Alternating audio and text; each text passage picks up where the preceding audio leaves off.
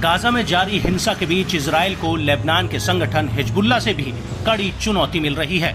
ऐसा दावा है कि इजराइल और हिजबुल्लाह के बीच जारी सैन्य झड़प अब अपने चरम पर है।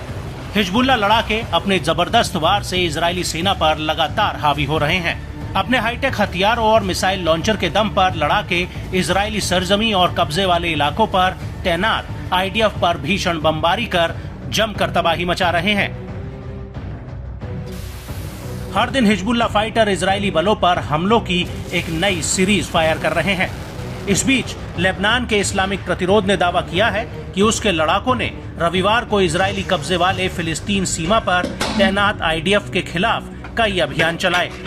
हिजबुल्लाह ने दक्षिणी लेबनान के अल आइशिया गांव के ऊपर एक इजरायली हर्मीस 450 ड्रोन को मार गिराने का भी दावा किया है।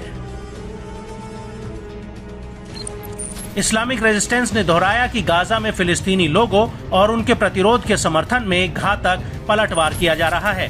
साथ ही ये कार्रवाई दक्षिणी लेबनानी गांवों और नागरिक घरों पर इजरायली हमलों के जवाब में हो रही है। बताया गया कि हिजबुल्लाह ने अपना पहला ऑपरेशन सुबह 7:30 बजे किया, जिसमें हाईटेक हथियारों के साथ शुमेरा बस्ती में इजरायली सैनिकों की ओर से इस्तेमाल की जाने वाली एक इमारत को निशाना बनाया गया। इसके बाद सुबह 9:30 बजे लंबी दूरी के हथियारों के साथ डोवेक बैरक के पास एक नए स्थापित निगरानी उपकरण को निशाना बनाया।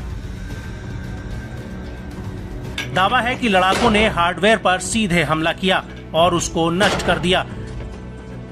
वहीं सुबह 10:30 बजे हिजबुल्लाह ने बताया कि उसके फाइटर्स ने भारी बुरकान रॉकेट्स का इस्तेमाल करके जल अल अलम साइट के दक्षिण में इजरायली सैनिकों पर हमला किया। रेजिडेंट्स ने दावा किया कि इजरायली बलों ने मिसगांव एम मिलिट्री बेस पर पहले से लक्षित निगरानी उपकरणों को बदलने के बाद उसके लड़ाकों ने नए हार्डवेयर को तबाह कर इजरायली हौसले पस्त किए। इसके अलावा अल मलिकिया बेस पर निगरानी उपकरणों को भी निशाना बनाया गया और सीधे हमला किया गया। वहीं दक्षिणी लेबनानी गांवों और नागरिकों पर इजरायली बलों के जवाब में लड़ाकों ने मेटुला बस्ती में इजरायली सैनिकों की ओर से इस्तेमाल 2 इमारतों को उड़ा डाला।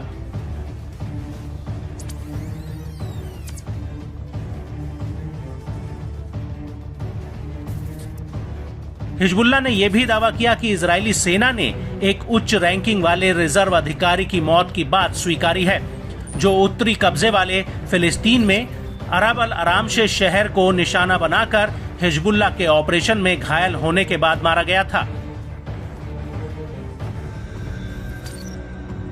बता दें, बीते 17 अप्रैल को हिजबुल्लाह ने गाइडेड मिसाइलों और हमलावर ड्रोन्स का इस्तेमाल कर इजरायली टोही कंपनी के एक नए कमांड सेंटर के हेडक्वार्टर को निशाना बनाने का दावा किया था।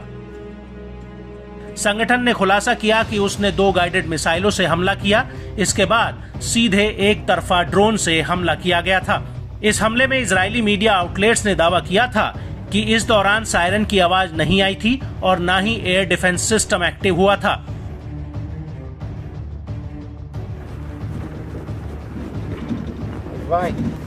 लिहाजा लेबनानी बॉर्डर पर हालात की गंभीरता को देखते हुए इजरायली सेना ने अपनी तैनाती को बढ़ा दिया है। इजरायली सेना ने पहले ही ऐलान किया था कि वो गाजा से अपने सैनिकों को वापस बुलाकर उन्हें लेबनान बॉर्डर पर तैनात करने जा रहा है। इसे हिजबुल्लाह के खिलाफ इजरायल के हमले की बड़ी तैयारी के तौर पर भी देखा जा रहा है। खास बात है कि इजरायल पहले भी लेबनान पर हमला कर चुका है। इसमें लेबनान को भी भारी नुकसान उठाना पड़ा था, लेकिन आज के वक्त में हिजबुल्लाह काफी ताकतवर है, जो इजरायल को आसानी से जीतने नहीं देगा।